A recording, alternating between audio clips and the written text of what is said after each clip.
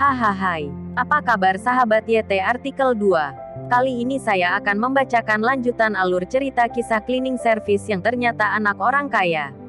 Tapi, sebelum mendengarkan kisah ceritanya, silahkan cari posisi yang nyaman dan jauhi keramaian.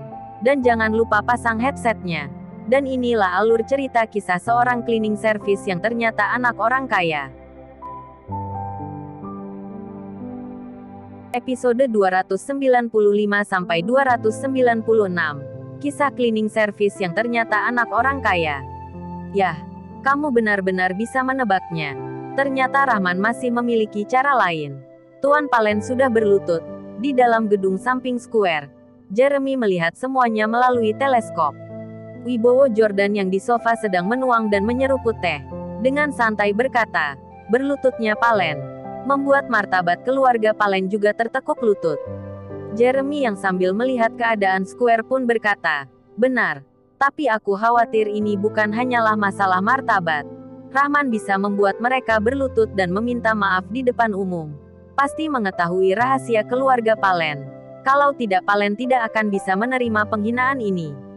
Wibowo Jordan mengangguk dan berkata, ya, inilah yang aku katakan sebelumnya bahwa Rahman tidak dapat diduga. Kamu lihat, semua orang beranggapan ia bukanlah lawan tiga keluarga besar. Bahkan anak perempuanmu berkali-kali berkata kepadaku, membujukku untuk muncul membantu Rahman. Lihat sekarang, semua orang sudah kehilangan muka. Wibowo Jordan berkata sambil berjalan ke teras, dan juga mengambil teleskop untuk melihat. Rahman, anak ini ada banyak hal yang tidak kita ketahui.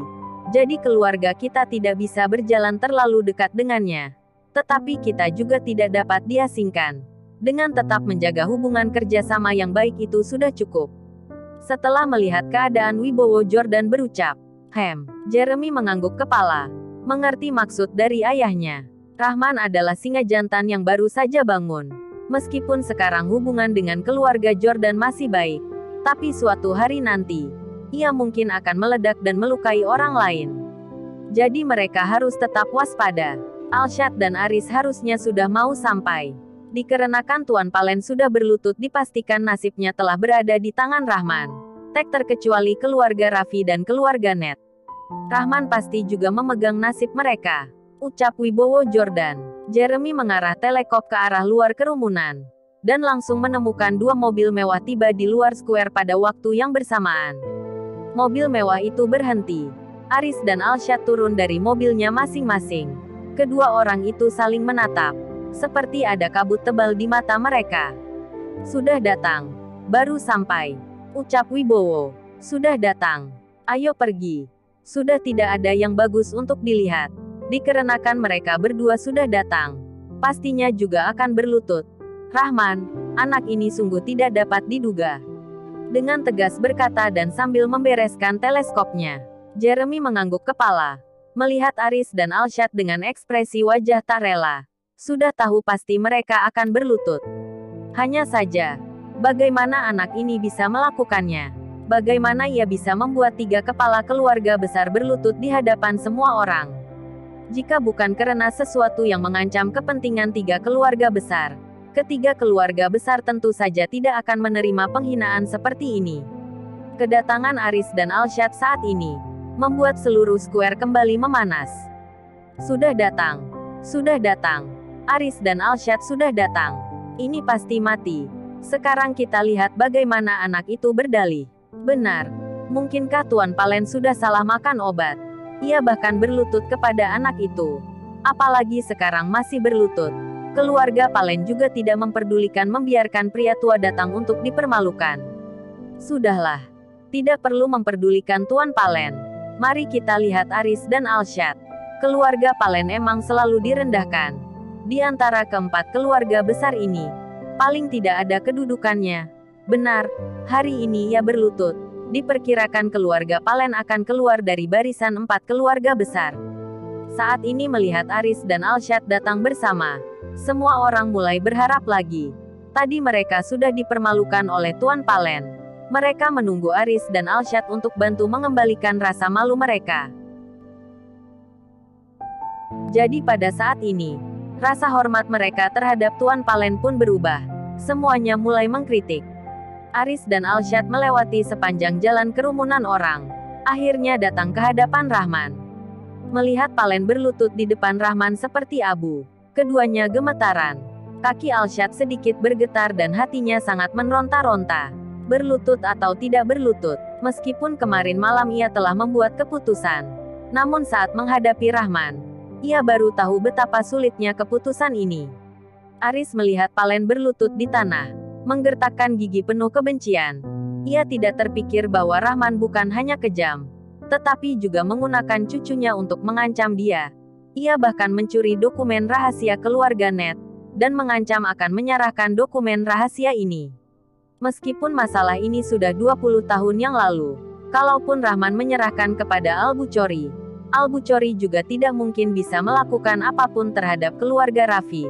Tapi ini bisa membuat hubungan Al-Buchori dengan keluarga Raffi terputus. Karena dokumen itu semua daftar orang-orang berpangkat tinggi yang menyuapnya. Jika benar-benar sampai ke titik itu, ia yakin orang-orang ini akan terseret. Pasti akan memotong tulang keluarga Raffi hingga tak bersisa. Rahman, jangan kira kamu bisa mengendalikan situasi ini. Jika kamu benar ingin membiarkan kami berlutut, kedepannya apakah kamu bisa menanggung serangan balik terhadap kami? Ucap Aris yang tidak rela. Serangan? Kalian 3 keluarga besar ada kemampuan inikah? Rahman tertawa dingin, menyindir dan berkata, Gusti yang mendukungmu sebelumnya. Bukankah beberapa hari ini ia tidak menghubungi kalian lagi? Kamu kenal Tuan Gusti? Aris kaget. Ia bahkan tidak menyangka Rahman tahu tentang itu. Dan ia juga tahu nama Tuan Gusti. Apalagi selama 2 hari terakhir ini Gusti sudah tidak menghubungi mereka. Dan mereka pun tidak bisa menghubungi Gusti. Mungkinkah terjadi masalah pada Tuan Gusti? Orang tidak berguna ini saja. Kalian bahkan menganggap dia petua. Lucu sekali betapa tololnya kalian. Rahman tertawa dan lanjut berkata, kemampuan kalian tidak lebih dari Melanie di kota Jingrang. Coba kalian pergi cek. Di kota Jingrang masih ada orang inikah? Menyerangku. Kalian 3 keluarga besar ini menggunakan apa untuk menyerangku? Maafkan aku tidak memberi kalian muka. Sungguh, hidup mati kalian semua berada di genggamanku. Apakah kamu mau bertaruh batasanku berada di mana? Sambil berkata Rahman menyalakan sebatang rokok, lalu berdiri menatap Aris dan Alshad berkata, kalian masih ada waktu 20 detik. Setelah 20 detik, kalian lihat apakah aku berani membuat mereka menjadi sampah. Ekspresi Aris dan Alshad langsung berubah. Mendengar nada bicara Rahman terlalu besar. Pertama-tama pria tua sadaran mereka di kota Jingrang telah dibunuh oleh dia. Bagaimana mungkin ini? Mungkinkah anak ini setan? Bagaimana mungkin Gusti bisa hilang dari permukaan bumi? Keduanya gemetaran. Mereka tidak percaya bahwa ini semua adalah klub Martis yang melakukannya. Dalam pandangan mereka, klub Martis tidak akan memiliki kekuatan ini. Kenapa ini? Bukankah Aris dan Alshad kesini untuk membaliknya? Mengapa Rahman masih belum berlutut? Tidak tahu apa situasinya. Kita tidak bisa mendengar apa yang mereka katakan. Tetapi melihat wajah kedua pria tua itu, tampaknya sangat tidak enak dipandang. Mungkinkah mereka tidak bisa menekan Rahman? Orang-orang di luar melihat Rahman belum berlutut. Semua mulai kebingungan. Sekarang Rahman melihat jam dengan nada datar berkata, kalian masih ada 10 detik. Lanjut ke episode berikutnya. Episode 296. Saat Rahman mengeluarkan perkataannya, semua orang merasakan tekanan yang tak terlihat masuk. Wajah Aris dan Alshad begitu buruk untuk dilihat. Meskipun kemarin malam telah membuat keputusan, namun hari ini mereka sangat tidak berdaya. Tidak disangka saat mereka berhadapan dengan Rahman, baru menyadari bahwa Rahman melebihi dari yang mereka pikirkan. Anak ini masih muda, tapi membuat merasakan seperti telah merencanakan dengan matang. Dan yang paling penting, ia lebih terlihat seperti iblis yang membunuh tanpa bergedip. 5 detik, suara Rahman terdengar. Tidak ada perasaan apapun. Sangat tenang. Namun tampak mengandung kekuatan yang tak terlihat. Dan sekaligus menembus saraf Aris dan Alshad. Boom, boom. Seketika Aris dan Alshad keduanya berlutut. Mereka tidak berucap kata. Hanya berekspresi seperti abu mewakili perasaan mereka sekarang. cucu mereka terselamatkan. Namun wajah seluruh keluarga mereka saat ini juga telah dipermalukan oleh pemuda di depannya. Saat ini juga keluarga Raffi dan keluarga Ned yang sedang melihat dari kejauhan. Begitu menyakitkan. Matanya penuh amarah. Tetapi mereka tidak bisa melakukan apapun. Hanya bisa bersembunyi di kegelapan. Dan kali ini, tertegunnya semua orang sedikit terlambat. Karena mereka sama sekali tidak percaya adegan yang mereka lihat saat ini. Bahkan Aris, Raffi dan Alshad telah berlutut. Berlutut kepada bos bintang 8 yang mereka anggap remeh. Ini menumbangkan persepsi mereka. Seorang bos perusahaan baru. Bagaimana ia bisa membiarkan kepala 3 keluarga besar itu berlutut kepadanya? Bahkan mereka melihatnya dengan mata kepala sendiri. Mereka tidak bisa mempercayainya. Kemampuan apa yang ia miliki bisa menaklukkan 3 keluarga besar ini? Bahkan memaksa ketiga kepala keluarga besar untuk berlutut kepadanya. Ini bukan hanya ada uang banyak saja. Orang yang memiliki banyak kekayaan itu bisa disebut orang kaya. Orang yang memiliki kekayaan secara turun-temurun dan memiliki latar belakang yang kuat itu disebut dengan keluarga besar. Ia sebelumnya tidak terdengar. Dan bahkan setelah membangun bintang 8 tak begitu lama, hanya sedikit orang yang tahu tentang keberadaannya. Mungkinkah ia berasal dari keluarga besar yang misterius di kota Jingrang? Saat ini, pandangan semua orang terhadap Rahman berubah. Apalagi orang-orang di Rostone Association. Yang sebelumnya mereka bersumpah dan berkata bahwa Rahman tidak berani lagi bermacam-macam di depan Aris dan Alshad. Namun saat ini dengan mata kepala sendiri melihat Aris dan Alshad juga berlutut di depan Rahman. Dan keterkejutan di hati mereka sungguh tidak dapat dibayangkan. Hanzo, apa-apaan ini? Bukankah Aris dan Alshad datang untuk membalikkan semua ini? Mengapa 2 pria tua ini juga berlutut? Marwah berbalik badan berbisik bertanya ke Hanzo. Ia masih tidak percaya akan kenyataan bahwa Aris dan Alshad berlutut juga. Rahman adalah teman kuliahnya. Dan ia tahu jelas orang seperti apa Rahman setelah 4 tahun kuliah. Saat itu demi mengejar Rahman, ia menyelidiki Rahman kemana-mana. Dan ia hanya sekedar orang biasa saja. Meskipun ia baru mengetahui bahwa Rahman adalah generasi kedua pria yang super kaya. Namun ia masih tidak mengira Rahman mampu melawan 3 keluarga besar. Namun, pemandangan di depannya membuatnya sedikit bingung dan sedikit kewalahan. Saat Aris dan Alshad berlutut sekejap seluruh pikiran Hanzo kosong. Ia pun tidak tahu apa yang dikatakan Marwah di telinganya. Ia juga tidak mengerti. Mengapa setiap kali dalam keadaan sulit Rahman bisa membalikkannya? Mengapa bahkan ketiga keluarga besar ini bukanlah lawannya? Di lapangan Lagaligo hening sesaat. Hari ini harusnya Rahman yang berlutut di hadapan 3 keluarga besar. Tetapi saat ini ia yang sangat bangga di sana. Dan 3 kepala keluarga besar itu baris berlutut di depannya. Dan sosok Rahman yang tegar berjalan perlahan keluar lapangan.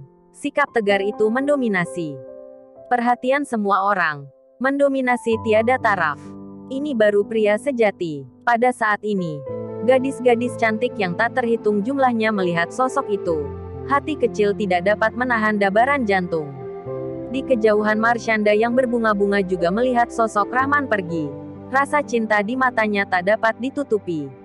Sinta juga merasakan sedikit kebingungan. Pria seperti ini, hanya aku nona keluarga Sinta yang berhak memilikinya. Luna tidak layak memilikinya sama sekali. Sinta membalik badan. Matanya mengedip dengan pasti. Marshanda, aku ada urusan. Jalan dulu ya. Ucap Sinta sambil mengedip. Baik. Marshanda mengangguk tanpa sadar. Tetapi ketika ia melihat sorotan mata Sinta saat ia pergi, tiba-tiba ia merasakan perasaan aneh di hatinya. Apakah aku salah lihat? Ternyata ia menyukai Rahman. Apakah ia tidak tahu bahwa Rahman sudah memiliki keluarga? Marshanda berpikir dengan terkejut. Dikelilingi oleh beberapa pengawal. Akhirnya Rahman keluar dari lapangan Lagaligo. Wiron langsung mengendarai mobil kemari. Tuan muda, mau kemana? Tanya Wiron. Klub Martis. Ucap Rahman lalu bersandar di kursi dan menutup mata untuk bersantai. Masalah 3 keluarga besar sudah selesai. Tetapi masalah ia dan Sugiarto Lebang belum diselesaikan. Semua ini dikarenakan Sugiarto Lebang telah menculik Agnes dan menyebabkan serangkai reaksi. Bagaimana ia bisa dengan mudah melepaskan Sugiarto Lebang? Namun setelah kejadian ini, ia juga mengambil kesempatan untuk menyelesaikan Melanie yang telah menggantung di atas kepalanya. Ini adalah pencapaian terbesarnya. Baik, Wiron merespon. Dan memutar mobilnya langsung menuju ke klub Martis. Sampai mobil Rahman pergi, kondisi di lapangan Lagaligo masih belum pulih. Kejutan yang dibawa Rahman kepada mereka hari ini terlalu besar, sampai ke titik tidak bisa dipercaya. Akhirnya, setelah Aris dan lainnya pergi dengan menunduk kepala, sebagian orang masih enggan untuk meninggalkan. Setelah hari ini, semua orang telah menyadari, era perusahaan Bintang 8 telah datang. 4 keluarga besar ini bakal ditaklukkan era yang akan datang. Satu-satunya hal yang membuat orang penasaran bahwa waktu itu perusahaan global menekan 4 keluarga besar selama 10 tahun. Kali ini, berapa tahun perusahaan Bintang 8 akan menekan 4 keluarga besar? Kalian menyadari tidak? 4 keluarga besar begitu kasihan. Sebelumnya ada perusahaan global yang sulit untuk tetap bertahan sampai perusahaan global dibubarkan. Sekarang ada lagi perusahaan Bintang 8. Apakah keempat keluarga besar masih bisa dianggap 4 keluarga besar? Tidak ada yang bisa menjawab pertanyaan ini. Tidak ada yang bisa menjawabnya. Yah, bagaimana ini? Ia ternyata adalah bos Bintang 8. Bahkan harga diri 3 keluarga besar ini telah diinjak-injak. Dalam kamar di sebuah gedung di seberang lapangan Lagaligo, Murizal menatap Rinal dengan wajah suram. Beberapa bulan yang lalu di acara perjamuan Wibowo Jordan, ia kalah 1,4 triliun kepada Rahman. Saat acara itu telah memberinya 600 miliar, dan masih hutang 800 miliar. Karena mereka pikir Rahman tidak memiliki latar belakang identitas. Jadi ia tidak pernah memikirkan untuk mengembalikan Rahman 800 miliar itu. Setelah mengetahui identitas Rahman saat ini, apakah ia berani untuk tidak membayar? Bersambung.